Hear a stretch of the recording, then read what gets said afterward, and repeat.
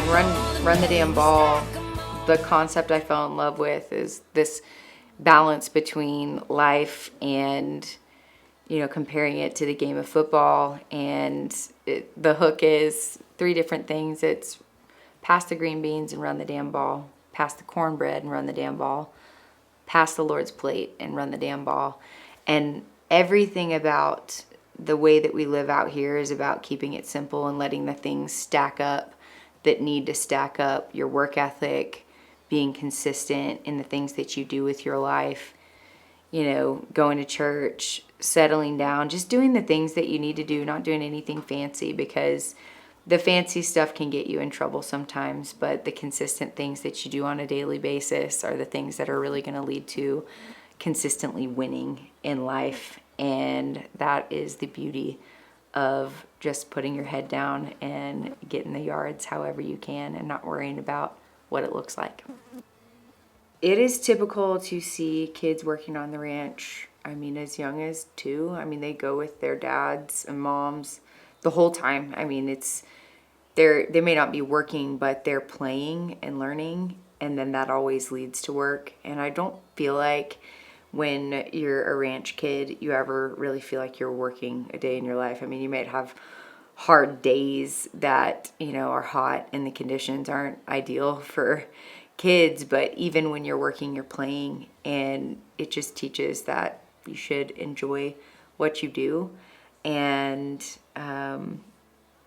we're all in it because we love it. And I think that passion carries down to kids. And so they take their jobs very seriously, whether it's, shutting a gate or, being horseback and being part of a drive, anything like that. They feel as much responsibility as they do freedom to play. And I think it's a really beautiful way to grow up. Coming home, winter versus summer, it really kind of revolves around light. The sun goes down a lot quicker in the wintertime, so you get a lot more cozy hours, but you get longer days in the saddle because it's not quite so hot. But your days in the summertime start way earlier, and you get a little nap time in the afternoon if you're lucky. And it's just, there's a rhythm to the give and take of all the different seasons in the ranching world. And I think the hardest seasons, I guess, in cowboying would be spring and fall, because you have the most work to do in those seasons. And summer and winter are hotter and colder, but the responsibilities are different and the rhythm's different. And they both kind of give you either the opportunity to have a little more fun in the summer or hunker down and be with family in the winter. And it's just a beautiful rhythm of life. And both spring and fall to me are kind of sacred as far as work goes on the ranching side of things, because so much is happening. You've got spring calves, or at least that's the way we do it around here. And then you're preg checking in the fall and shipping and doing all of those things. And they create a real rhythm to people's years and something to expect and to look forward to in all the seasons, but especially spring and fall. The foods that I looked forward to most growing up that my mom made, gosh, I'm gonna go with like early spring and winter foods to start, because my mom made really, really good chicken spaghetti and King Ranch chicken, and occasionally we had chicken fried steak and potatoes and green peas, which is like my death row meal. It's so good, and that's also what both of my grandmothers would either make or get us after working cattle. And it's just one of those meals that makes my soul feel right at home and like all is well in the world. For me, cooking has always been about tradition and always been about passing something down. And I love to do it. I love to create memories for people and, give them a feeling of home. And I guess one other thing that my mom has always made is buttermilk pie. And that is something that not a common thing to have made in this modern day and age. Like, most people have never even heard of buttermilk pie, but when you eat it, you just feel like you are having a slice of home. And I've always felt like that about it when my mom makes it, and I feel like that when I get to serve it to other people and hear them react to the way that it tastes. And I make it for a lot of like camps or crews that I cook for, like the 101 Ranch, and a couple other situations that I've been in where I've been the camp cook. I'll make buttermilk pie and people are like, oh my gosh, buttermilk pie, I haven't thought about this since I was 7, or whatever. And it makes me so happy to cook that for people. And then just down home foods that you don't get often, that take a lot of time and love to make. And I just love the ability to make people feel at home. It's always been about passing something down and giving people something that makes them feel grounded.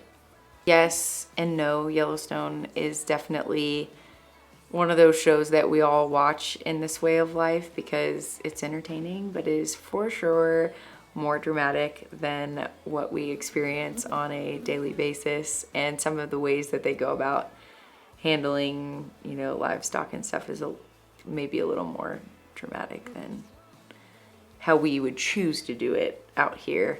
But, when you've got TV and you want to keep an audience, especially people that don't work in this way of life on a daily basis, you gotta keep it interesting. So there's that. And then one thing I love about it is their emphasis on Native American culture. And our ranch was very close proximity to the Chickasaw Nation. And so I just appreciate that. We, in our way of life, are all, it's cowboys and Indians still. Like, we respect each other so much. And a lot of Native Americans are cowboys and some of the best hands in the business. And so, yeah, it's really cool to see Native American stories being highlighted. And Yellowstone, I think, has been a great conduit of that for American culture. So the card playing and wrestling and like whole bunkhouse vibe is definitely a real thing. We love dominoes, we love card games, we love drinking beer, we love dancing. Two-stepping is really a thing. Honky-tonkin' is really a thing. Like, Ross and I's favorite thing to do together is dance. Like, the way that I feel the most connected to him is going out and two-stepping with him.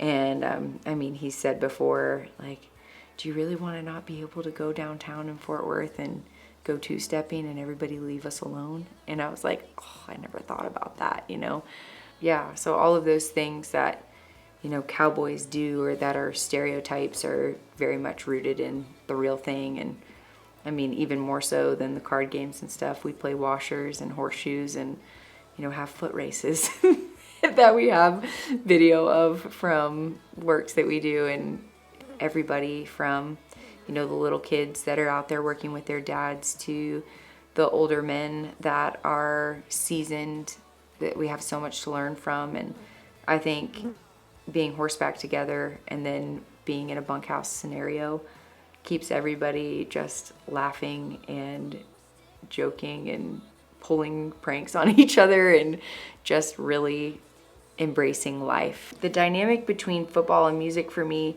I'm a girl, so I think I just liked the aspect of watching football with my granddads and my dad and my brother, and it just made me feel a part of something bigger than myself. And I think music does the same thing. And you're not like rooting for a team in touchdowns like you are when you're watching football, but you're a part of something that is bigger than yourself when you can attach yourself to an artist that you believe in.